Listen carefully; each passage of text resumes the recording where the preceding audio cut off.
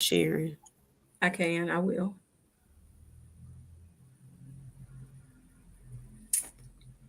Yep, I sure will. Good morning, everyone. Good morning, Tammy. Good morning, Sheka. Good morning, everybody. Welcome to our Saturday morning session with Sheka and Tammy. We are so excited to have you with us on the R.E.A.L Academy this morning.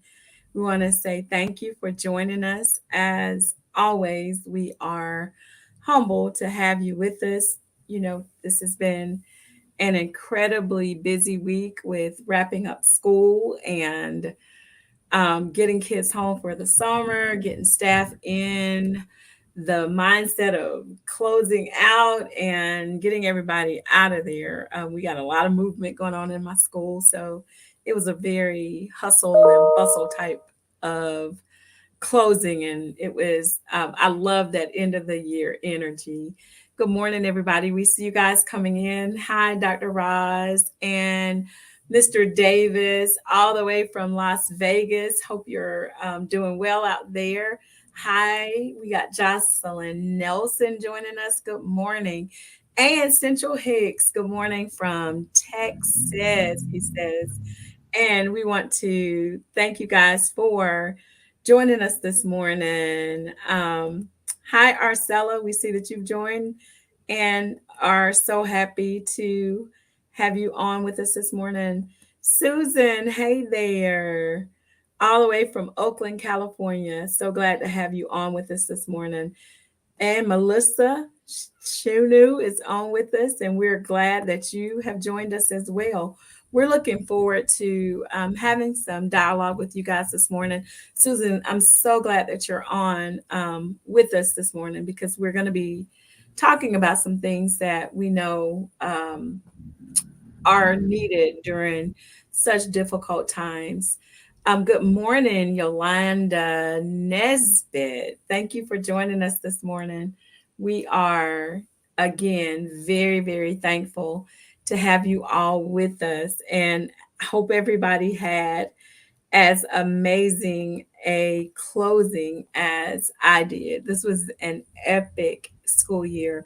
Started out with a wonderful, awesome back to school start. It was phenomenal, and we were able to close in like manner. So it's been truly a wonderful year, and I'm excited that we were able to come to a close with the um, kids and the teachers being so excited about closing the year.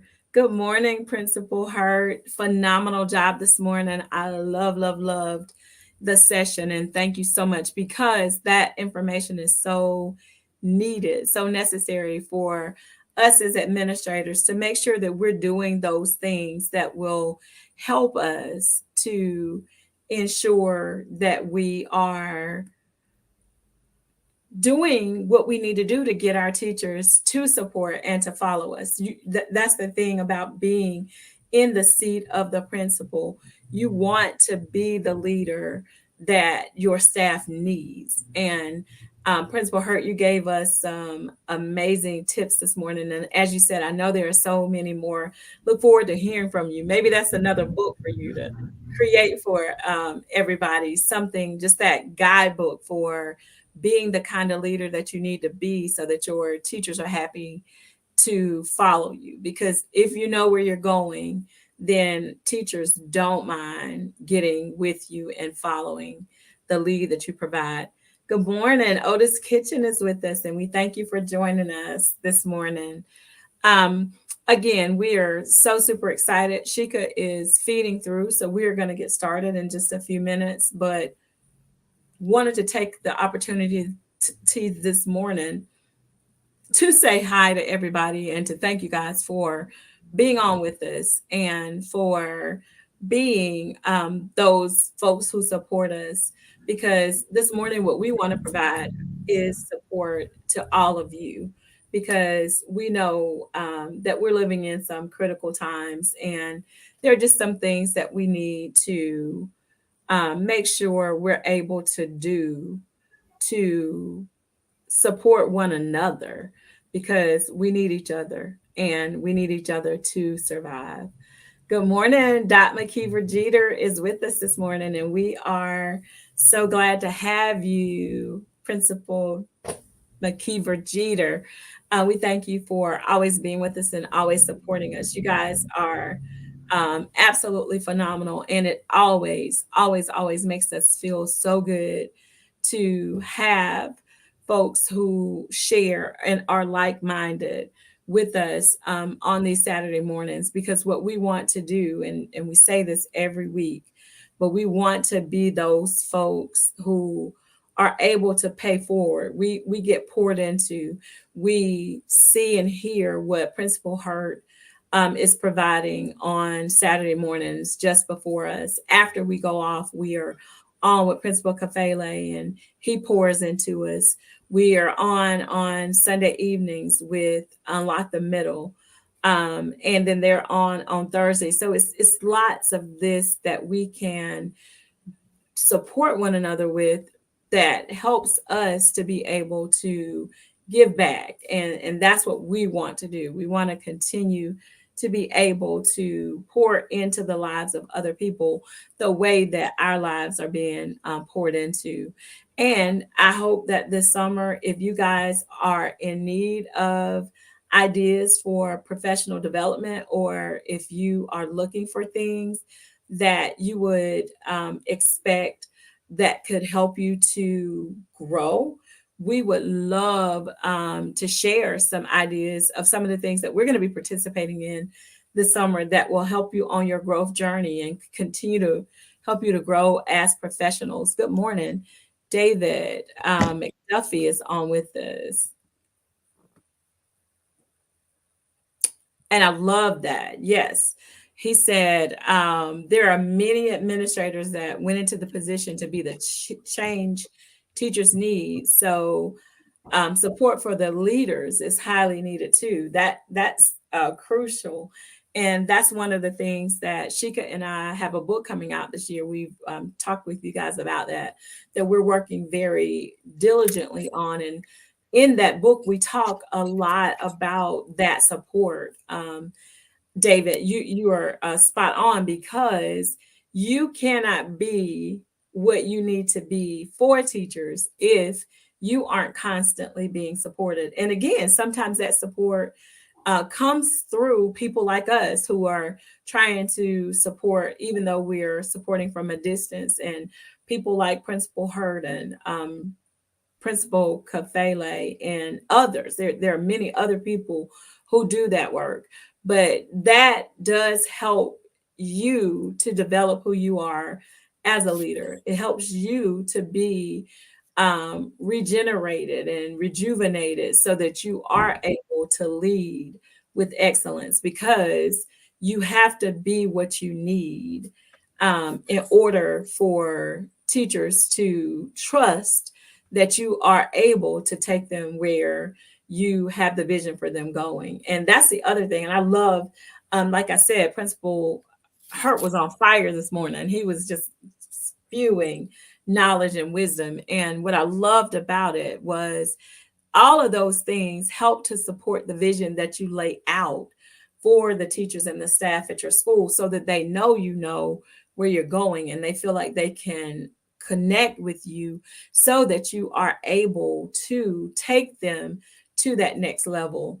Thank you so much, Dr. McKeever Jeter. We love that you are so supportive, and we appreciate you.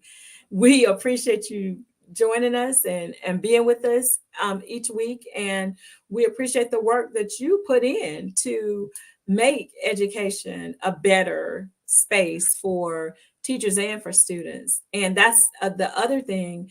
When David McDuffie, he was spot on in saying that we do want to be that change agent, and we want to be the change agent for teachers. We want to be a change agent for students. We want to be the change agent for parents. That is in large part what Sheka and I created our platform to do. And we're thankful for all of the folks that we've met along the way that helps to make that a reality for us. Um, yes, Susan, I love that. It is, I mean, knowing where you are going and grounding in your why and your values helps to leverage what you're going to be saying to your staff and to your parents, as well as to your students, because all of those things help us to be who we are. Josh, good morning. I see you. Hey, Miss Mhm. Beverly. Thank you for Yeah. joining us. Hi, Mom. Thank you, Tammy. I'm finished Okay. feeding through, and good morning to everyone. Thank you all for joining us. We have a more serious, we finished up our literacy and reading series, and in light of recent events, we wanted to touch on what has recently happened, and what you have seen in the headlines, the tragedy at Ross Elementary School in Texas. I'm going to start off talking about it from a parent's perspective, and our thoughts, our prayers, our hearts, go out to the families that have been impacted, the children who have lost their lives, the school family, the community, everything that really is just the tragedy that no one wants to experience. As an educator, as a school leader, as a parent, it is probably, a fear for a lot of people. And after that event transpired, and it was in the headlines, the next day was the last day of school for my children. And so my husband and I tussled with the fact that, do we send them to school? What do we do? Do we talk to them about it? Do we not talk to them about it? And I know several parents may have experienced that, and, just the emotions of it. I felt for those parents. I was emotional. I was in tears, because that's something that you don't want anybody to have to experience. So we did decide they wanted to go to school because it was the last day. They said, we want to say bye to all our friends. We want to say bye to our teachers. And, Tammy and I have expressed several times before, we're women of faith, so we don't live in fear.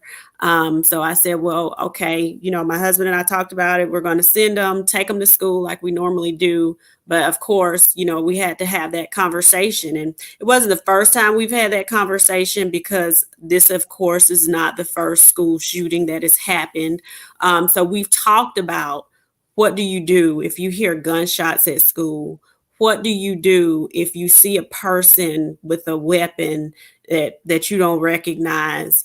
We had to have that conversation again. And of course, as a parent, that's not a conversation that you want to have with a 7 and a 10-year-old. It makes them anxious. It makes you anxious to have to talk about it with them, but it's a necessary conversation, unfortunately, because of the times that we are living in right now.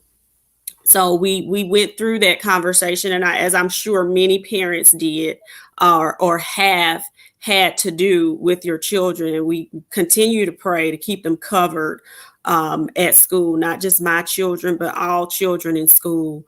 But at this point, where this, and I posted on my personal page, that this tragedy has happened too many times now.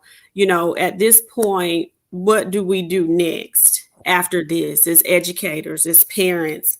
And Tammy's going to talk now from what those reflections were as a school leader who's going to school the next day to end the year. As she talked about where things are just a little bit more lax at the end of the year with, the parties and maybe visiting classrooms. But now you're afraid because of this thing that has transpired, this tragedy that has happened. So, Tammy, you Yeah. can go ahead and, talk about it from your perspective of ending the year. What were your reflections at that point?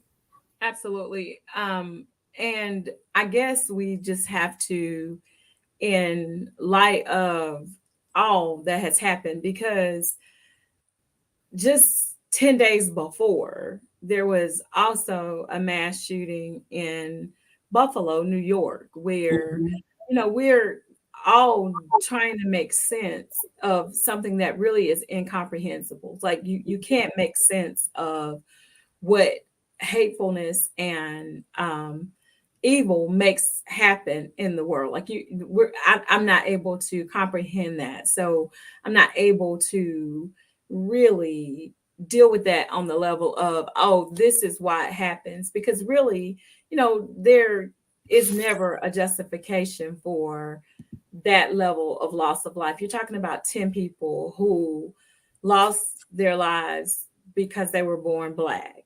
Then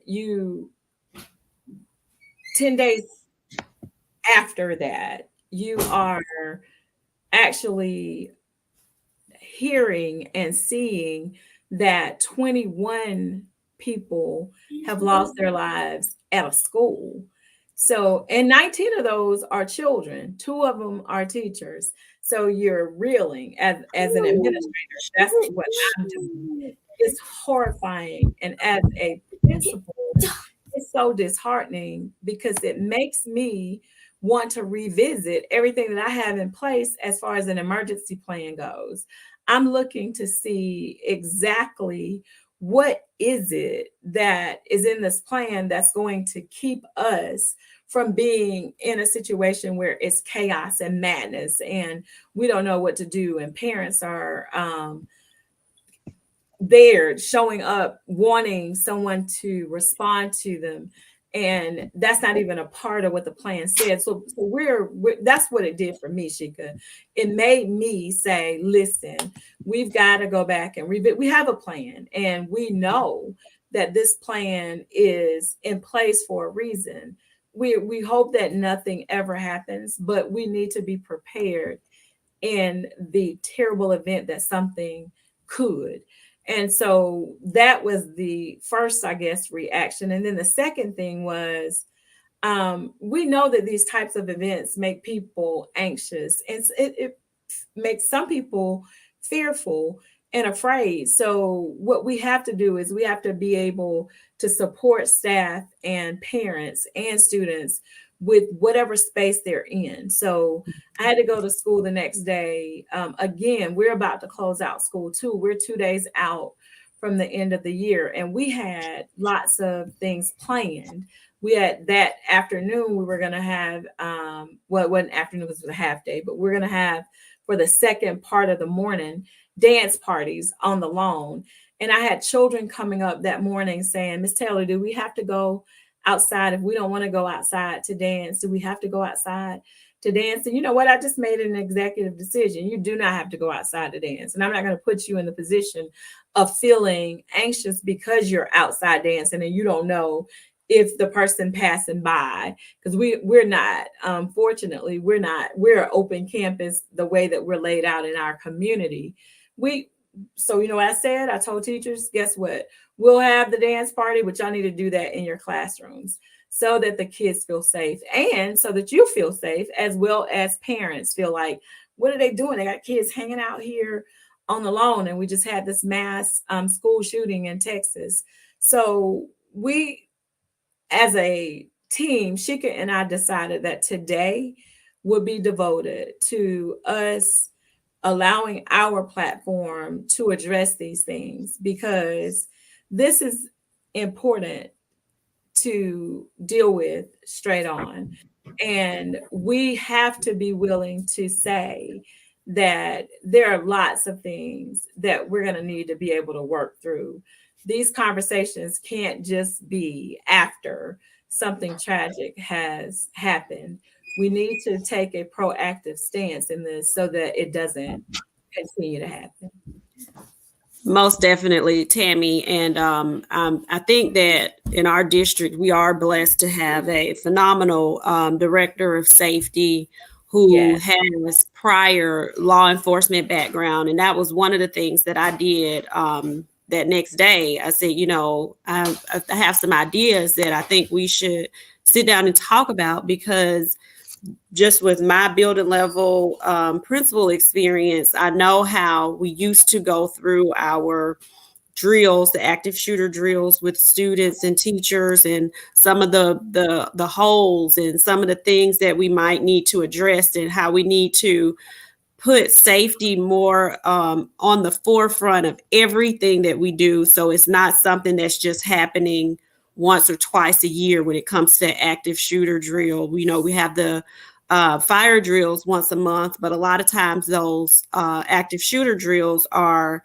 maybe just twice a year, depending on what district that you're in.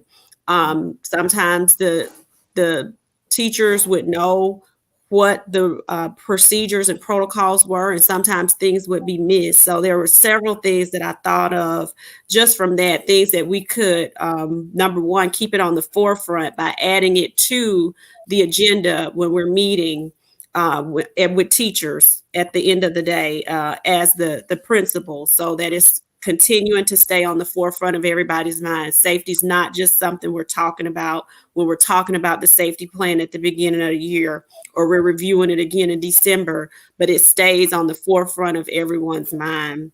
And one of the things that I think could help us, Sheka, with Mm-hmm. making sure that we keep that conversation an active one, is making sure that when we have those conversations at the beginning of the school year, because that's a part of what's expected, that is a protocol.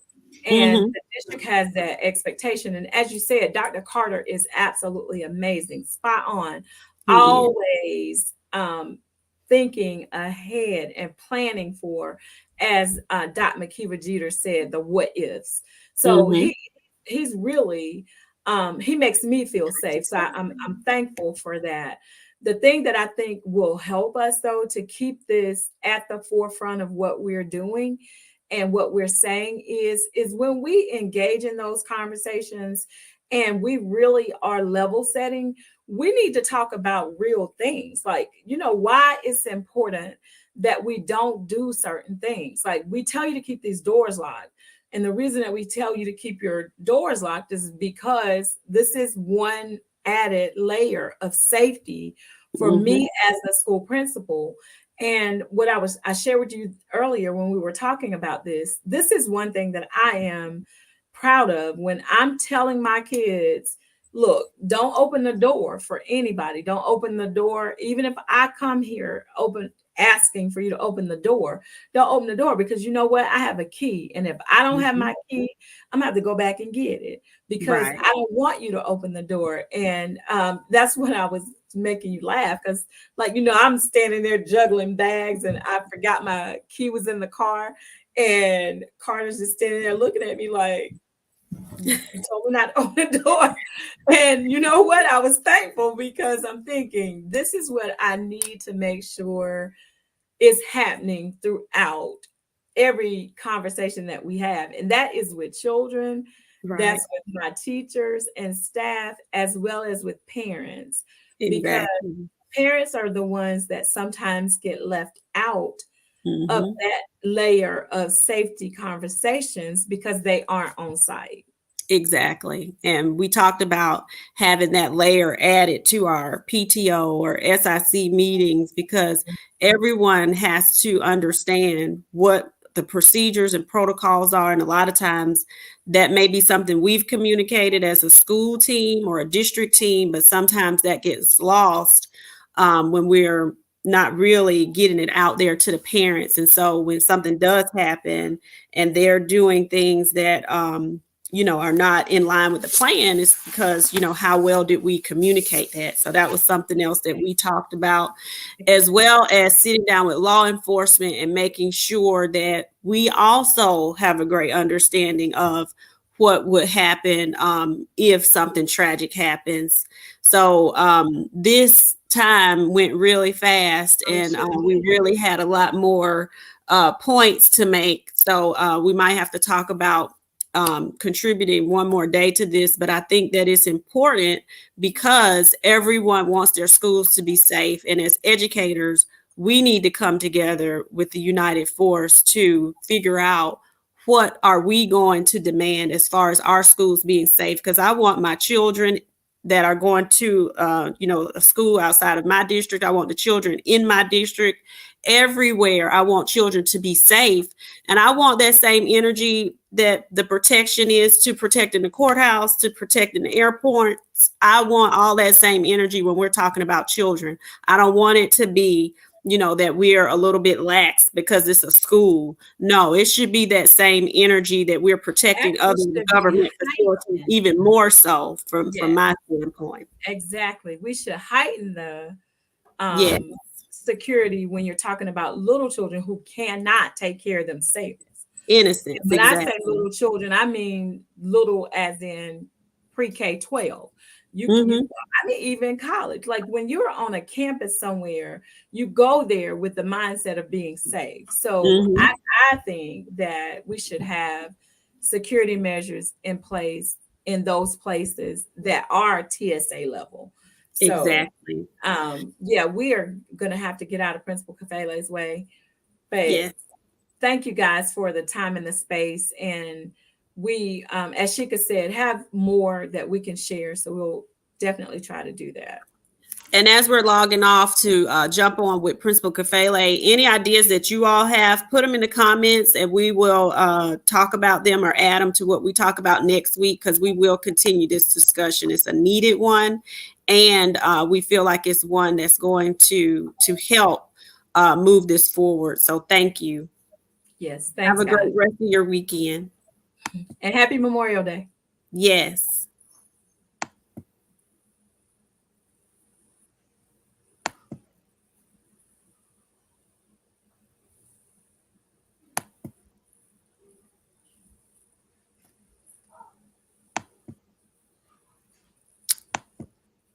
Some kind of lag on my end.